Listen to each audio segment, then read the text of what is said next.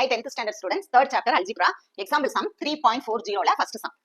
Determine the nature of the roots for the quadratic equation. அதாவது அவங்க என்ன கொடுத்துட்டாங்க, quadratic equation கொடுத்துட்டு நம்மள என்ன கண்டுபிடிக்க சொல்லிருக்காங்கன்னா, அந்த quadratic equation உடைய nature, அதோட தன்மை எப்படி இருக்கு அப்படின்னு கண்டுபிடிக்க சொல்லிருக்காங்க. சொல்யூஷன்ல given எடுத்து எழுதிக்கோங்க. given quadratic equation என்னது, x squared minus x minus 20 equal to 0. Nature of the root கண்டுபிடிக்க என்ன ஃபார்முலா போடுவோம், delta equal to b squared minus 4ac. இந்த 4ac னா என்னது, 4 into a into c. இப்ப நமக்கு b தெரியணும், a என்னன்னு தெரியணும், c என்னன்னு தெரியணும். இந்த ஈக்குவேஷன்ல x க்கு முன்னால உள்ள நம்பர், அதாவது x ஸ்கொயர்டோட கோஎஃபிஷியன்ட், சரியா, அதான் a. இந்த x ஸ்கொயருக்கு முன்னால என்ன இருக்கு, இங்க ஏதோ நம்பர் இல்லனா என்ன இருக்கற அர்த்தம் 1. அப்ப a வந்து 1. இப்ப b இந்த x ஓட கோஎஃபிஷியன்ட், இங்க வந்து எந்த நம்பருமே இல்ல, சரியா, அப்ப இங்க என்ன இருக்கற அர்த்தம் 1. அப்ப b யோட வேல்யூ என்ன, b is equal to என்ன 1 -1. இத மறக்க கூடாது, -1. அடுத்து c வேணும். c என்னன்னா இந்த ஈக்குவேஷன்ல இருக்கக்கூடிய இந்த நம்பர், அதாவது கான்ஸ்டன்ட் என்னது 20. என்ன 20, -20. இப்ப நமக்கு a b c மூணு தெரிஞ்சிருச்சு.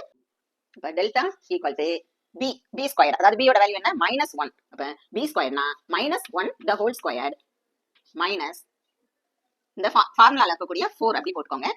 a என்னது 1, அப்ப 4 into 1. c என்னது -20, அப்ப -20. delta equal to -1 the whole square னா என்னது, -1 into -1. மைனஸ் என்னது, மல்டிப்ளைல பிளஸ் 1, சரியா, அப்ப 1 மைனஸ் 4 into 1 4 -20 அப்படி வச்சுக்கோங்க.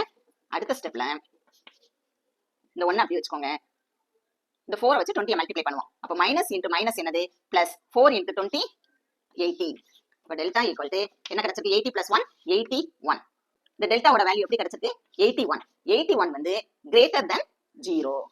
இந்த 0வை விட 81 நமக்கு டெல்டா எப்படி கிடைச்சிருக்கு, பெரிய நம்பரா கிடைச்சிருக்கு. அப்ப நீங்க என்ன எழுதணும், so the quadratic equation will have real and unequal. இந்த ரியல் அண்ட் அன்ஈக்குவல் தான் என்னது, இந்த நேச்சர், சரியா. நேச்சர் கேட்டிருக்காங்க, குவாட்ரேட்டிக் ஈக்குவேஷனோட நேச்சர் என்னன்னு கேட்டிருக்காங்கல்ல, அதோட நேச்சர் என்ன, ரியல் அண்ட் அன்ஈக்குவல். இதுதான் ஆன்சர். இது எழுத மாட்டேங்கிறீங்க ஸ்டூடெண்ட்ஸ், கண்டிப்பா இந்த நேச்சர் ஆஃப் த ரூட்னு கேட்டதுனால நீங்க ரியல் அண்ட் அன்ஈக்குவல் கண்டிப்பா எடுத்து எழுதணும், அப்பதான் ஃபுல் மார்க் கொடுப்பாங்க. தேங்க்ஸ் ஃபார் வாட்சிங் ஸ்டூடெண்ட்ஸ்.